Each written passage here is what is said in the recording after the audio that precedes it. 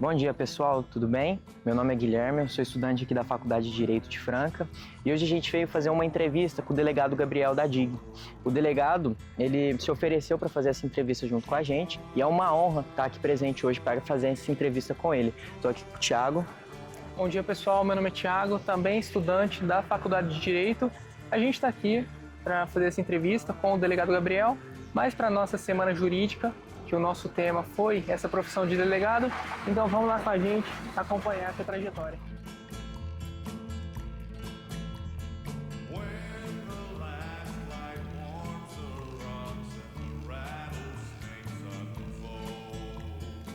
Bom, meu nome é Gabriel, né? Bom dia, primeiramente. Parabéns a vocês aí pela realização do trabalho. Sou delegado de polícia há 6 anos. Entrei em 2021 aí, tomei posse com 25 anos, né? E trabalhei em uma cidade aqui perto de Franca por 3 anos.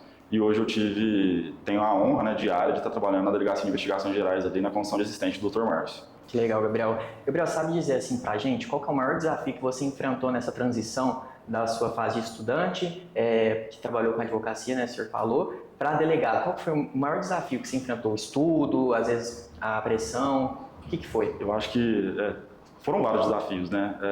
Ali, com 20 e poucos anos ali, que é a época que geralmente o estudante sai da faculdade, a gente tem que equilibrar vários polos, né?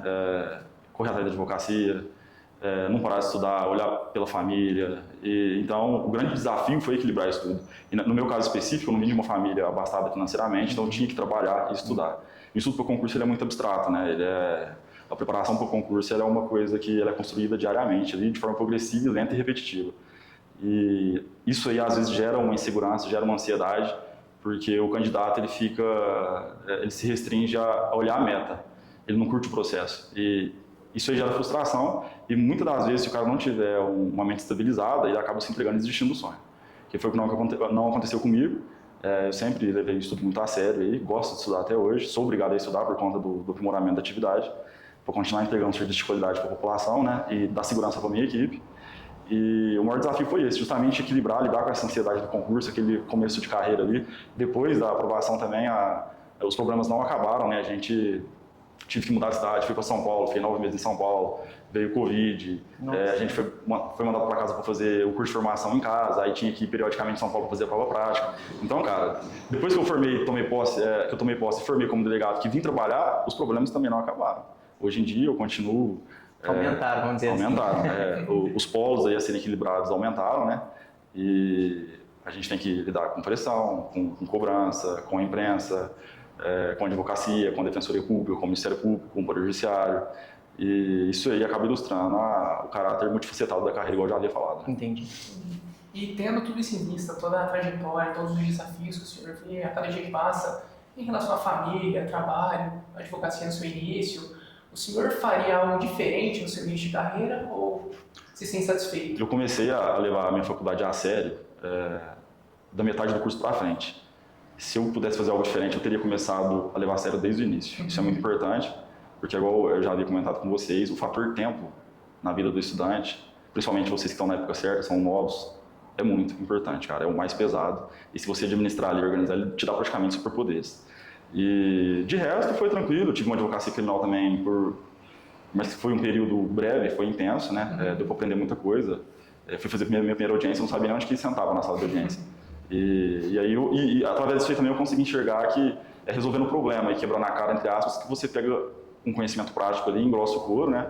E fica pronto aí para a prática jurídica, cara, porque no direito criminal é dinâmico em toda a carreira, tanto para o promotor, juiz, o próprio advogado, delegado de polícia, o criminal é muito dinamismo.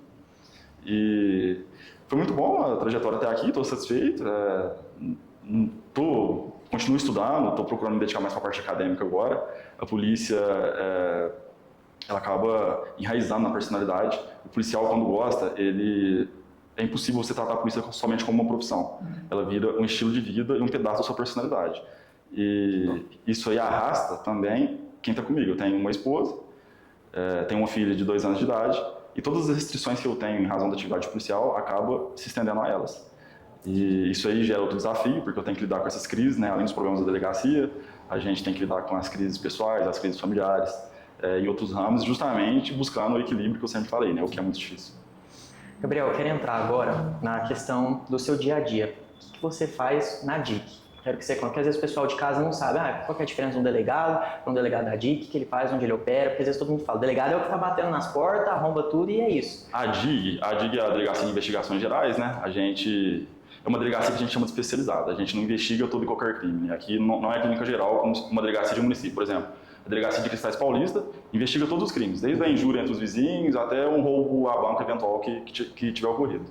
Na DIG, a gente só mexe com crimes mais graves, crimes patrimoniais, roubo, latrocínio, furto e roubo de veículo, homicídios, organização criminosa. A gente teve uma atuação forte também num estouro de caixa de carro forte que teve em 2024, em Restinga ali, nossa área. E a DIG, por ser essa delegacia especializada e um pouco com aparato melhorado, a gente dá apoio para todas as delegacias da região de Franca, são mais de 20 cidades. Então, quando acontece uma coisinha mais grave lá naquela cidadezinha pequena que só tem 2 policiais, eles pedem o apoio da DIG, aí a DIG entra com toda a logística de investigação, de cumprimento de mandado, de prisão, de busca, e a gente dá esse apoio aí, né? E a rotina na DIG, a gente chega, o delegado de polícia ele tem a atribuição constitucional de gerir a delegacia. O que é gerir a delegacia? É cuidar de expediente, da torneira que está quebrada, da porta que está com defeito, da viatura que está faltando óleo, gerir pessoal também. O investigador de polícia está com problema, teve que faltar, aí você tem que fazer o remanejamento da escala ali para não ter prejuízo para o serviço policial e coordenar a investigação. A investigação criminal é uma atividade essencial, né? Através dela que a gente consegue desvendar muita coisa e responsabilizar criminosos. E a maioria do tempo na investigação criminal é papel, cara. É sala, é analisando documento, fazendo pedido para o juiz de interceptação telefônica, mandado de busca, mandado de prisão. Hoje em dia a gente tem também os pedidos telemáticos, que já relacionados aí à análise de dados provenientes de rede social, de WhatsApp. Então é um ramo bem legal que vem crescendo na polícia, né? Hoje em dia vocês sabem, mais que eu, que está todo mundo incluído aí virtualmente. Então tem investigações que é praticamente impossível a gente avançar sem ter o conhecimento técnico do crime cibernético. Feitas essas investigações, a gente faz os pedidos, identifica os autores do crime, faz os pedidos, isso aí gera um bloco de mandados de busca e de prisão a ser cumpridos. E aí entra a fase externa da investigação, que é onde todo mundo vê a polícia mais, que são as operações policiais, né? Aí a gente vê aí com frequência a polícia civil fazendo arrombamento, para invadir a casa do criminoso, para cumprir o mandado de prisão, então invadir a casa do criminoso para fazer busca no local, para recuperar alguma coisa, para prender arma, droga, etc. Então tem esse dinamismo todo aí. Aqui em Franca, especificamente, para o cumprimento de mandado de busca e de mandado de prisão de alto risco, a gente tem o Grupo de Operações Especiais. Eu sou coordenador operacional desse grupo, foi criado pelo Dr. Vanir, que é nosso seccional, e esse grupo também, ele semanalmente sai para dar esse tipo de apoio para as delegacias de área. Então, por questão de rotina e de dinamismo, tem dias que eu acordo 2 horas da manhã e vou dormir 10 horas da noite. Eu saio de casa com a minha filha dormindo e volto, ela está dormindo. Então, isso aí é o que eu havia falado para vocês, são pesos, né? Responsabilidades que a gente tem que acabar encaixando na rotina ali e equilibrar para não prejudicar os outros ramos. E entrando nessa pauta de investigação, após que o senhor, em toda a sua carreira, foi adquirindo muita experiência, quais são as habilidades essenciais hoje em dia para que o senhor possa conduzir essa investigação criminal da melhor forma? Cara, eu tô com 6 anos de polícia, não é um tempo tão considerável, só que foram 6 anos de uma atuação muito intensa. A investigação criminal ela é multidisciplinar. Não adianta eu chegar aqui só com conhecimento em direito penal e em processo penal e achar que vai resolver. E eu acho que é uma escola que você não encontra em nenhum curso formal. Isso aí é você agregar e extrair ali o aprendizado diário e pegar e montar um arcabouço daquilo e ir aplicando, montar uma caixa de ferramenta e ir aplicando de caso a caso. Às vezes, a gente está tão profundamente envolvido numa investigação que a gente começa a sonhar com os alvos, começa a sonhar com a rotina dele, começa a sonhar com o problema que ele teve, que ele comunicou com a mulher no telefone, a gente ouviu interceptação. Então, é muito multidisciplinar. O delegado, principalmente, ele atua como psicólogo, como sociólogo, às vezes como historiador. A gente, às vezes, tem que ter conhecimento em mecânica, tem que ter conhecimento de chaveiro. Então, cara, assim, é um leque de conhecimentos específicos que eu julgo indispensáveis aí para regular ali a atuação da atividade policial. Gabriel, eu queria entrar agora um pouco na legislação. A gente sabe que tem muitas lacunas normativas e, assim, o cidadão de bem, de fora, quando vê que um criminoso foi preso e foi para a delegacia e vê que no outro dia ele está solto, gera aquela dúvida e aquela insegurança. A gente queria saber de você como que é lidar com essas lacunas, com essas falhas ali, com essas brechas, vamos dizer assim, e o que o legislador às vezes poderia fazer de melhor para a sua atuação como delegado de polícia. A gente tem um modelo constitucional que faz referência ao que a gente chama de garantismo, né? Esse garantismo, ele fica preocupado em construir um aparato jurídico para proteger o cara que praticou o crime. o espírito é evitar abuso ali e arbitrariedade. Sim. Só que o que acontece na prática? Na prática a gente vê que essas premissas garantistas elas são aplicadas de forma um pouco equivocada e acaba gerando a sensação de segurança. Uma dos tentáculos dessa corrente garantista foi justamente a implantação da audiência de custódia. O que acontece hoje em dia? O capturado em razão de mandado de prisão ou atuado em flagrante na delegacia, necessariamente em 24 horas ele tem que ser submetido a uma audiência com o juiz para o juiz verificar ali justamente se ele sofreu violência policial, se ele foi coagido, se ele foi agredido. E também a outra finalidade dessa audiência de custódia é justamente o juiz analisar aquele caso e determinar se aquele cara vai ficar preso durante o processo ou se ele vai ser liberado. E a nossa própria Constituição, por conta até de princípio constitucional da presunção de inocência, estabelece a regra de que, geralmente, a pessoa tem que responder ao processo em liberdade, sendo a prisão exceção.